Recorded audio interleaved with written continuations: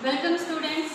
Today myself Ashwini Monkase going to be teach you subject science standard 9 first lesson matter in our surrounding. So let us start our first lesson matter in our surrounding. Before start the lesson matter in our surrounding, let us know about the title of the lesson. That is, what is the title? Matter in our surrounding. So first question arise here. What is matter? What is our first question? What is a matter? What we can say? In our surrounding, many more materials are there, and that all materials are made up with matter or an atom, we can say. But while defining, while explaining, what we can say? Anything that occupies space and has some mass is called as a matter. How can we define? Anything that occupies space and has some mass is called as a matter. And examples, whatever examples you can give. And what are the examples? Chalk piece, bangles, duster, board, classroom, much more materials which you can observe in your surrounding, that all are the examples of matter. Then again, a question arises in your mind. If all the materials which are in our surrounding, they are called as a matter, then what is not a matter? What question arises? What is not a matter? Then we can say your feelings, happiness, sadness, imagination, which only we can feel, we can imagine, they are not the matter. They are just our imagination. They are called as a not a matter. Our Indian philosophers explained that they evolved what they told, that this matter is made with the 5 items and it is called as a Panchatattva. What they said? This matter is made with the 5 items. Which are those? They are earth, fire, sky, air and water. According to them, what they told? These all 5 items together form and matter. And what they told, the living and non-living organisms which are present on the earth, they all made up with the matter, and these matter are made with these 5 items, that is earth, fire, star, air and water. Okay, then afterwards our modern scientists try to divide these matter into parts. Depends on their physical property and chemical property. What they try to divide? They try to divide this matter into 2 types. Depends on physical property and chemical property. So in this lesson we are going to study the physical property and chemical properties of the matter. So let us study something about the index of the lesson.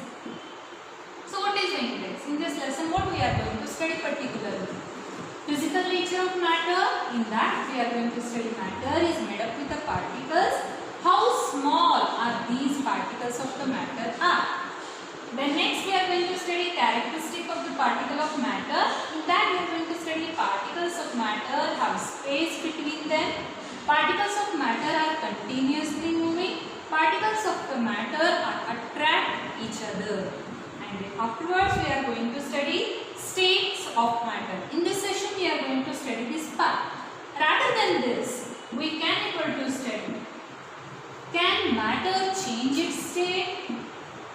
Effect of change of temperature on the matter? Effect of change of pressure on the matter? Then evaporation. The next factors affecting the part of evaporation. Then how does evaporation cause cooling? Why should we wear cotton cloths in summer?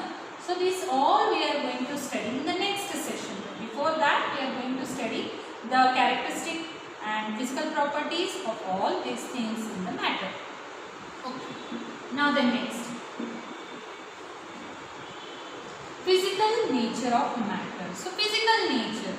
Now again the question arises here, physics, physical nature means how it looks like, while you can see how it will be. Then in that, first one, matter is made up of particles. Yes, we already know that matter is made with the small particles. But then also, we are going to conduct one simple practical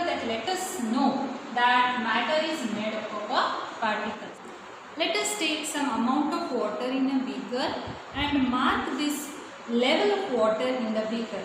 Now I took 200 ml of water in a beaker. Now take some amount of salt and a stirrer. Now I took a spoon to stir the water with the salt. Now add this salt in the water and gently stir it that it will mix well. You can observe the quantity of salt is going to be decreased. It means the salt is mixing properly in the water. After some time, we can observe that salt is fully dissolved in the water.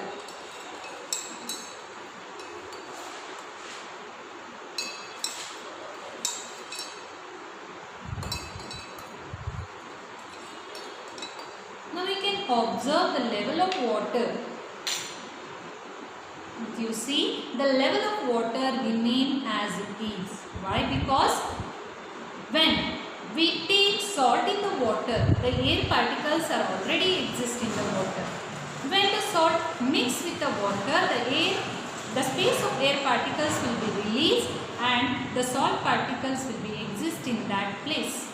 So the level of the water will remain as it is.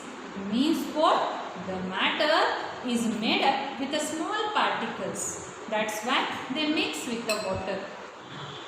By this practical, what we understood, that matter is made up of particles. So let us move to the next one, that is how small are these particles of a matter.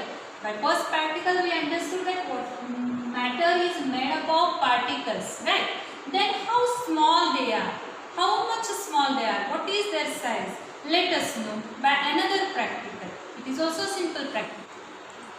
For this practical, we need some amount of water, copper sulfate solution. Either than that, you can take potassium permanganate solution.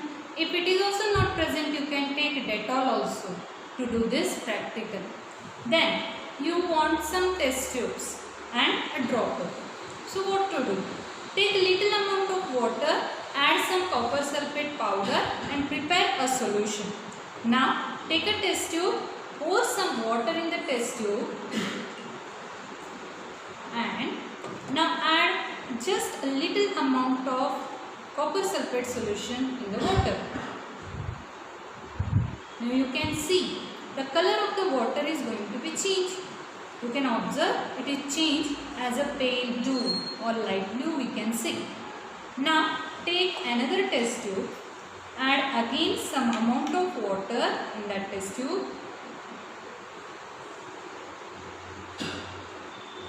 Now take some amount of solution which we already prepared and add in this water. Now you can observe slightly again the water of the color is changed. It again turned as blue. It means what? A particles of copper sulfate solution is made with the millions of smallest particles. What we can say, a particle of copper sulfate solution is made with millions of smallest particles. That's why when we mix with the 10 times that amount of solution, it will change its color and it is trying to be mixed with that water. So next we are going to study characteristics of particles of matter. So as we know, there are mainly three characteristics. In that first one is particles of matter have space between them. What we are going to study, the particles of matter have space between them. So we know that the particles are exist in mainly three forms. One is solid, liquid and gaseous. And how the particles are existed in these three forms, we can observe here that you can see here it is a structure of solid, it is of liquid and here it is of a gaseous state.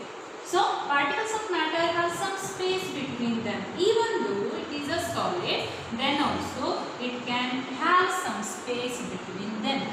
When you take a ice cube, if you break it, then you can see a pores in that ice cube. What it will prove? That air particles block that space.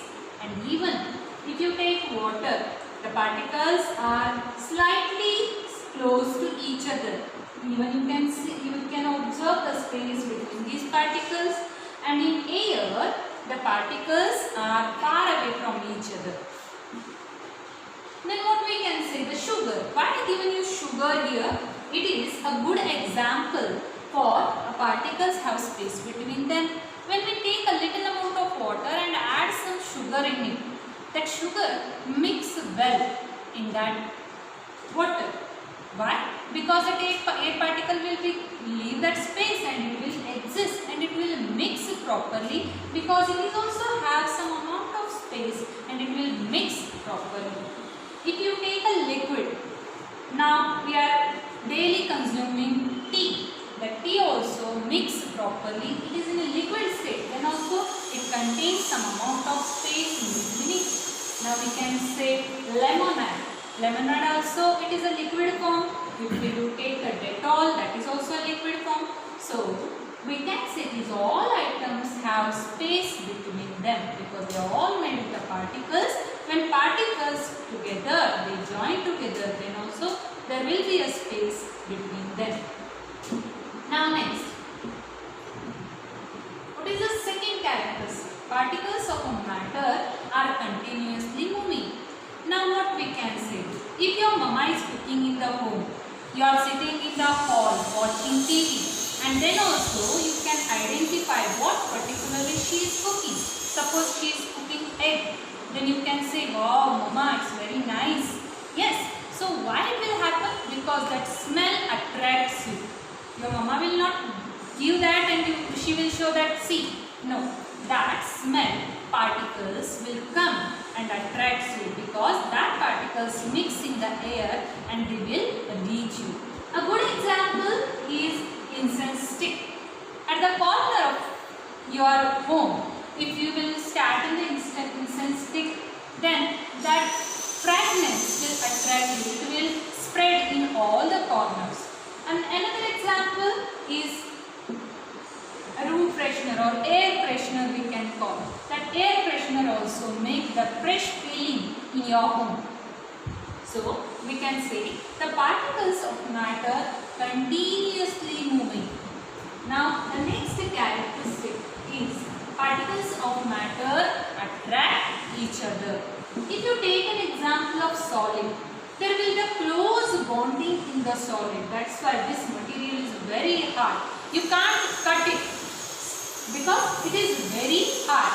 You have to apply much more force to cut this matter. Even if you observe these things, the particles are somehow they are far away. But then also, if you take an example of water, it is flowing continuously. And if you take an example of air, even the bird have to apply some pressure by its wings to move forward. Now the next thing is, the third point is the states of matter. We all are familiar that matter is existing all these three forms, that is solid state, liquid state and gaseous state. So it's an assignment for you. Try to write some examples for these state and try to define what is the solid state, liquid state and gaseous state, and explain how the matters are existing in these forms. Thank you.